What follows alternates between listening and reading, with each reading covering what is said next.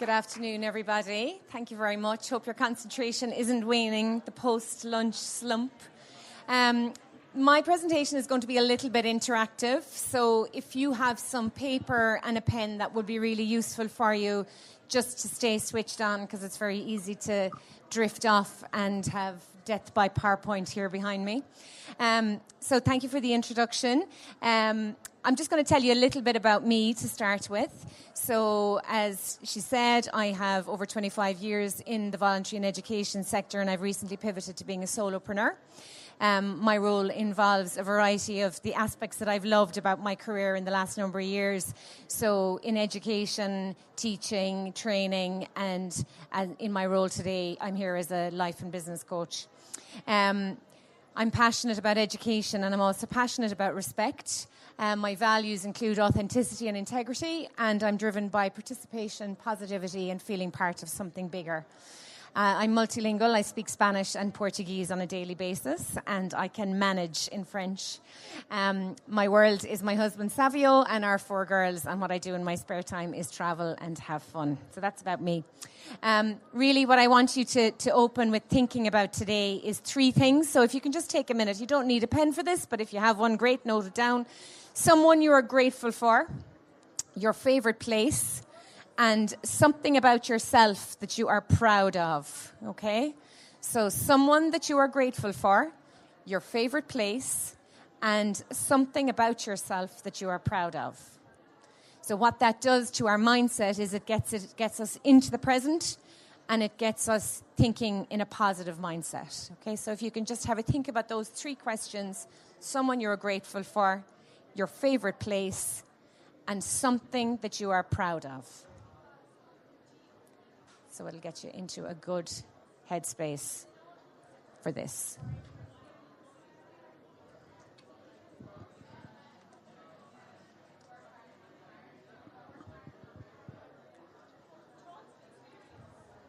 So someone you're grateful for, your favorite place, and something that you're proud of. Okay, so once you've done that, because we're all here to develop our careers today and to move on to the next step in our professional life, I would like you to think about a colleague or a manager that you have had in a previous role that you admired. So can everybody bring to mind, we can all bring to mind very easily someone we didn't necessarily admire, but what I want you to do is bring to mind a colleague or a manager that you have had that you admired. Everybody got somebody? Okay. Now I want you to think and make a list of what are the 5 things about working with them that you admired. What are the 5 things? So find 5 things about them that you admired. What qualities do they have? What skills do they have? Make a list. What was it about them that made them enjoyable to work with? What was it about them that made them memorable? What was it about them that you might aspire to yourselves when working as a colleague, as a team member, or indeed as a manager?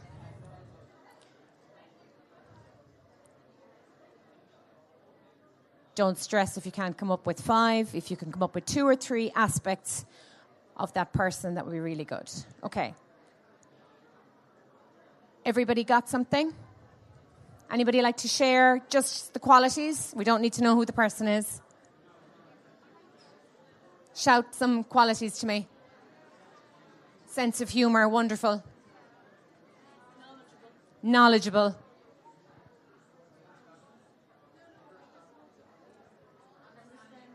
Understanding, thank you. Understanding. Approachable.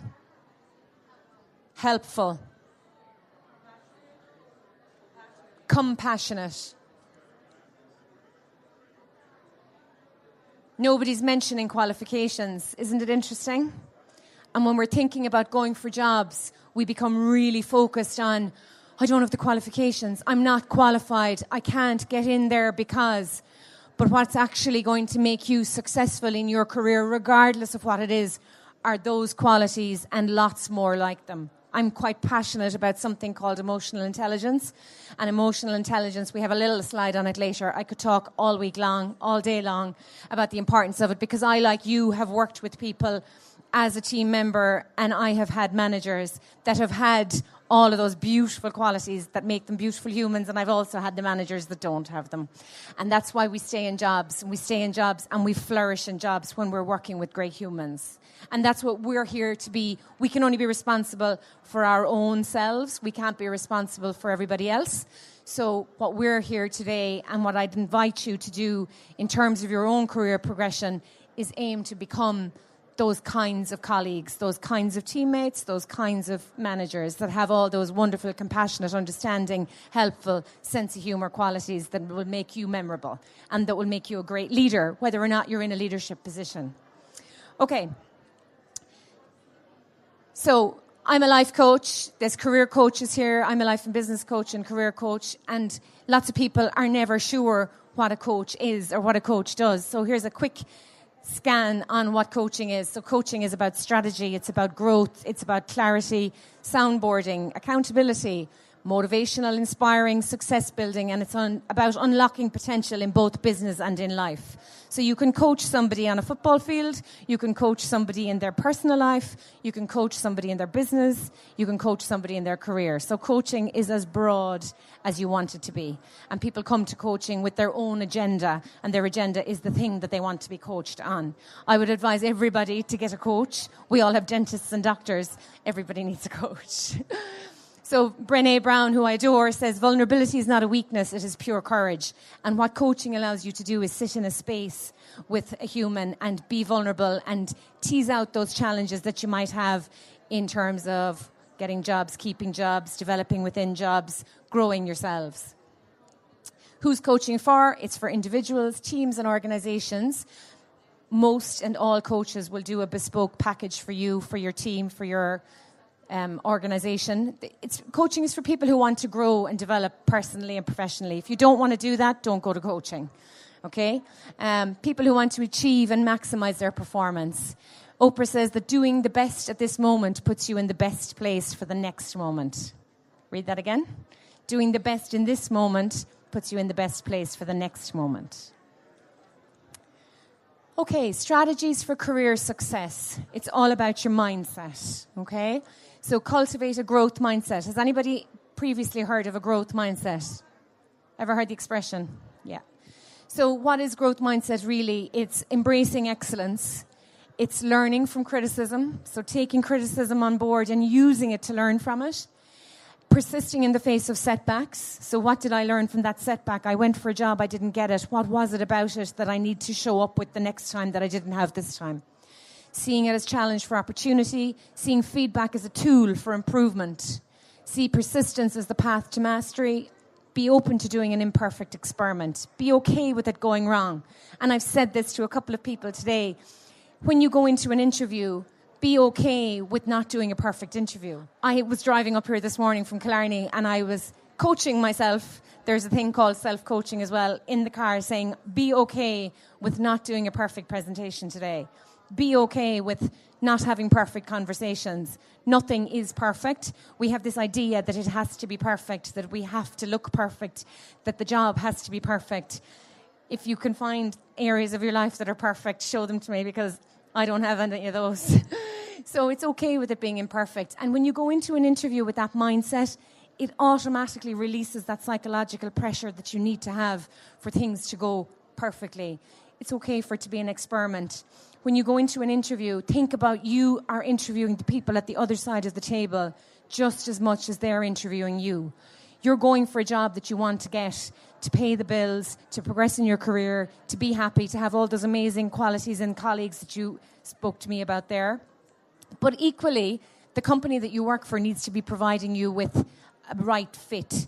It needs to be providing you with a place that you want to go to work, a place that you want to be, because let's face it, we are in work far more than we are at home most of the time. So it's really important to get that fit right, so you're interviewing just as much as they are. Embrace learning. I started following a guy called Robin Sharma recently. That's a bit blurry, my apologies. And he says the discomfort of growth is always better than the illusion of safety. So growing is uncomfortable. It is uncomfortable receiving feedback from a colleague or a manager and actually taking the feedback on board and saying to yourself, okay, what do I need to do about this? And viewing it in a responsible and mature way, obviously. The illusion of safety. So we know how we are today, and that's safe in the sense of we know how we do things right now. If I asked you to do things completely differently tomorrow, it wouldn't be safe because it wouldn't be familiar. So that's what he's saying there, that the growth is always better than the illusion of safety. Embrace learning. The world is evolving, life is evolving. We also need to evolve. So embrace learning in every area of your life. Go to things like you're at today if you want to change your life, change your career. Go to workshops, listen to podcasts, go online, read. Even if it's for 5 minutes a day, allow yourself the luxury of experiencing something new thinking.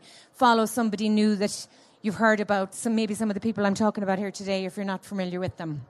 Because we've a lot to learn from others. And learning doesn't stop when we leave school. Every day is a school day. So learning isn't just about books either. It's about that lovely thing called emotional intelligence that I talked about earlier. And EI, as it's known, is a game changer. It was a game changer for me when I discovered it back in 2019. So what is it? What is emotional intelligence? We all know what intelligence is. Intelligence is academic knowledge, knowing stuff, learning stuff, being able to spit the stuff back out again, whether it's the exam or the interview or a conversation with somebody, knowing what's happening in the news. That's all intelligence. Emotional intelligence is knowing your emotions, knowing other people's. It's managing your emotions and managing other people's. It's motivating yourself. It's recognizing and understanding the emotions that are going on in others. Okay, so there's a piece of thinking that when you're in an interview, for example, or when you're in any conversation, okay? So let's say I'm in a conversation with this lady here sitting in the front row. So what's going on in the dynamic of that conversation is what I think about myself, what I think about her, what she thinks about herself, and what I think about her. So there's a huge amount going on. It's not just two people talking. And that's where we get into our heads. So I invite you to come out of your heads a little bit more and just show up as yourselves. But being aware that in conversations there's emotions, and emotions come from external and internal influences, okay? And managing relationships then, whether that's your family relationships, your friendships, your relationships in work, they're all, emotion is involved in all of them. And to say that we ignore it would be a disaster. But unfortunately, lots of people do. So when you're progressing in your career, I would like to invite you to think about what attracted you to each of the jobs that you've done. A bit like the colleague or the manager that is memorable for you today. Can you think of a job that you had that you really enjoyed? And what was it about that job that attracted you? What has been missing in current and previous jobs that you'd really like to find in the next job that you get? And what has inspired you in your current and previous jobs? Whether that's the way a company worked, the way colleagues worked, the ethics, the values, the approach, all of that fun stuff, the learning and the development. Your personal and professional branding, again, is huge. You're showing up at an interview. You're showing up with your CV, first of all, and your CV is your brand. Okay? If you think about it, it's the first piece of information that a potential employer has about you before they even meet you. So your branding, your personal branding is how you show up in the world. Your professional branding is how you show up in your job and in your career. And they're intrinsically linked, of course, and that's where I go back to how authenticity is really important to me. So I'm talking to you today, obviously using words that I wouldn't sit around the family table with, but I'd like to think that I'm the same person with a slightly different mask and outfit on when I'm here as to when I'm at home. So that's my branding. My branding is who I am and how I am. Your reputation, that's what people see and hear about you. And that needs to be aligned to who you are and where you want to go.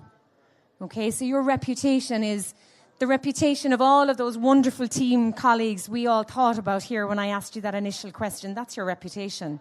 And you all have a reputation in previous jobs and roles, and that's how you showed up in work.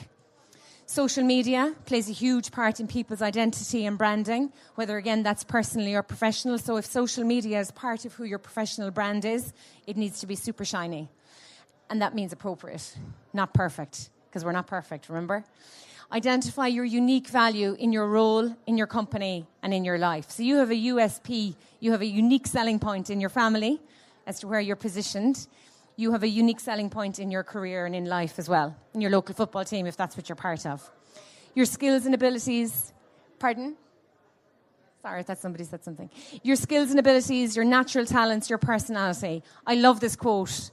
Be so good at what you do, we can't take our eyes off you when we watch you work. So that's the goal. That's what we're aiming for. That's Robin Sharma again. He's like, be so good at what you do that we won't be able to take our eyes off you when we're watching you work. And again, they're all the colleagues that we thought about, again, in the initial thoughts of this conversation. So getting the best out of today at somewhere like a jobs fair, you need to have an elevator pitch. And that's a daunting expression. I remember first hearing it going, oh my God, that's such a line. It's a selling point. I'm not selling myself. An elevator pitch really is, what's an elevator pitch and where did the idea come from? It came from be able to talk about yourself. If you get into an elevator on one floor and you're only going to the next floor, be able to tell who you are, what your experience is, and what you're looking for in a job in the amount of time it takes to get from one floor to the other. That's where the phrase came from. It takes a little bit of thought, but not massive. It's just something that if you're at an exhibition or a jobs fair or something like this, or you're meeting prospective employers, that you're able to rock up and say, hi, my name is Gemma Hilario. I am an educator, a connector, a life coach, a speaker, a whatever, a football player, a waitress, all of those wonderful jobs that we do. And then maybe a little bit about your experience and what you're looking for. 30 seconds. Engage with confidence. So remember, you're your own personal and professional brand. You're the one that's doing the selling for you. Quality over quantity networking. So it's not about coming into a room like this today and speaking to absolutely every single stand that's out there, because not every single stand is relevant for you.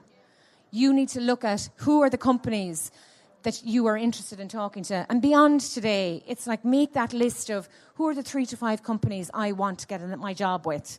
Make that list and do your homework then on them. And follow up on any useful connections you make here today. Great meeting with you at the jobs fair, if that's a prospective employer. Networking and relationships. Networking is not just about a business card. Again, I have a business card, but I'm really the business card. So I'm the person behind the business card. The business card doesn't actually matter at all. It's just a memory that somebody can have your details to hand if they need to access them. But you're your own business card. You're building meaningful relationships all the time. Seek a mentor and be a mentor. So seek a mentor, find a mentor. Find somebody that is doing the work you want to do. Find somebody that is operating in the world the way you want to operate, and then be that person as well for somebody else. Ask yourself, how can I build relationships, whether that's today or who do I need to connect with here in my current role and in future roles? Okay, a little bit of a hack on your time management. So again, can I get you to just do a quick exercise for me, please? If you have some paper. And it's a little bit around goal setting, which is a lot of what we talk about in coaching.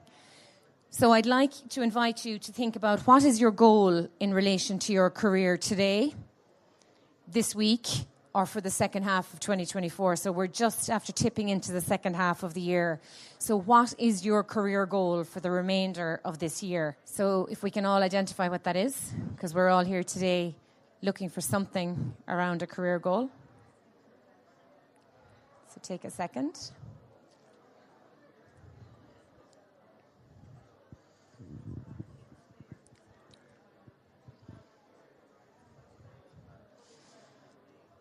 Okay, so once you've thought about what your career goal is, I would like you to now answer the question and write it down if you have pen and paper.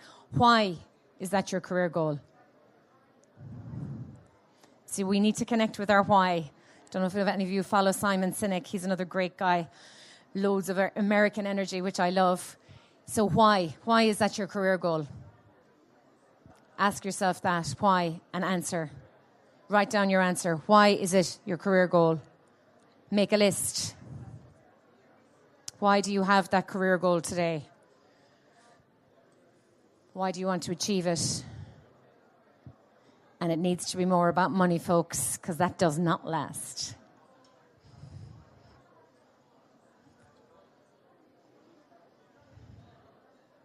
So what is your career goal for today, this week, or the next half of the year, or the remaining half of the year? And then why is that your career goal? What do you want to achieve out of it?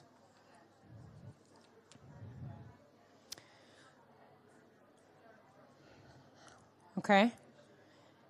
And if you don't have a why, then you need to find a why by this time tomorrow. Okay, a little bit of a hack on time management and productivity. Have you ever found yourself working but getting nothing done? Yep. Time blocking. Anybody ever heard the phrase time blocking? Yes? Anybody like to tell me what they think time blocking is? Holler. Remember, it can be imperfect, the answer. Prioritizing. Yeah, can be.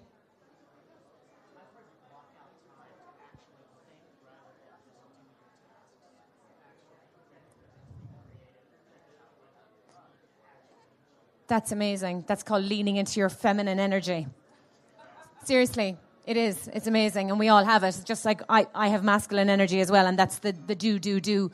So time blocking, there's obviously different interpretations, but my sense of what time blocking is, and when I refer to time blocking, I learned about this again back in 2019, is taking your week, looking at your diary, and instead of saying, oh yeah, I really need to do that.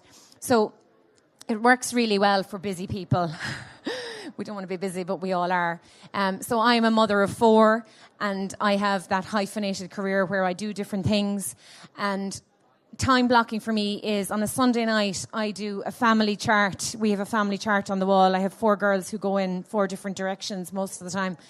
And on that family chart goes the times, the days, the activities, the places, the who's collecting, who's dropping.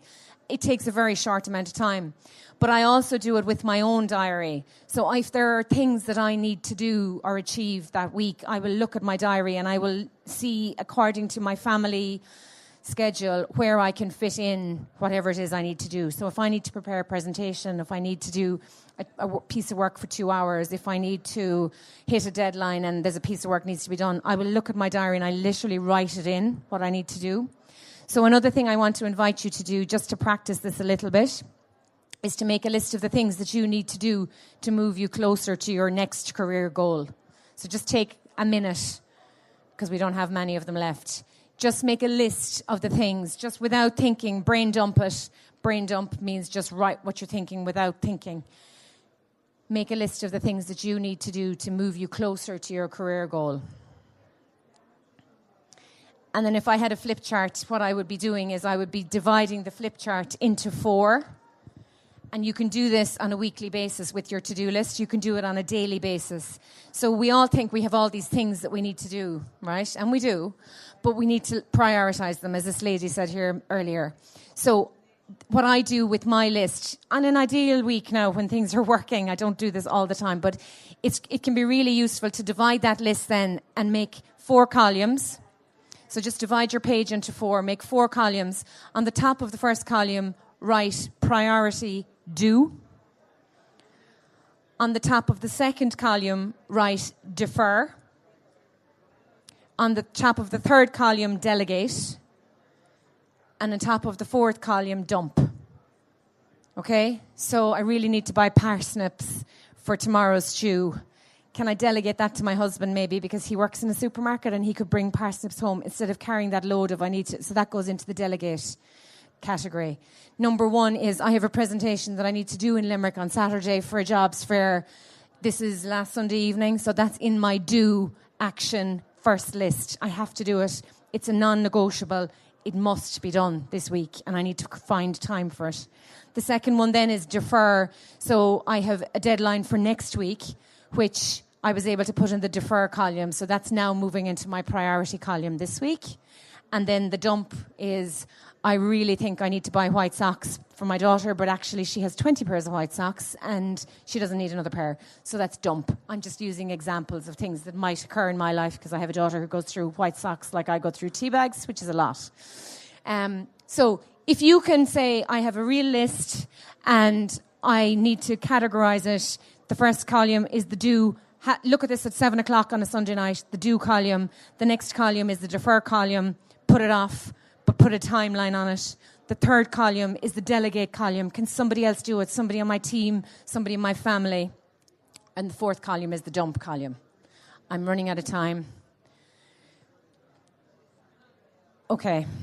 There's a poem that I was going to read. Start close in. Don't take the second step or the third. Start with the first thing. Close in, the step you don't want to take.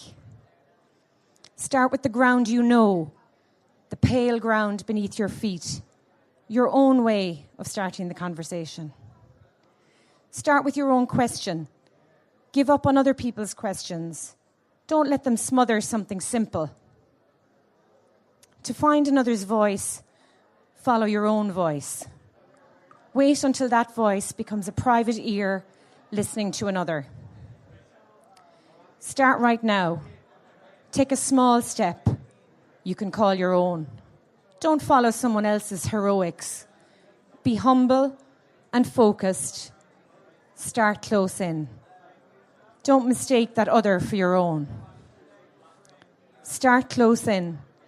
Don't take the second step or the third. Start with the first thing. Close in, the step you don't want to take. Thank you, everybody. That's all from me.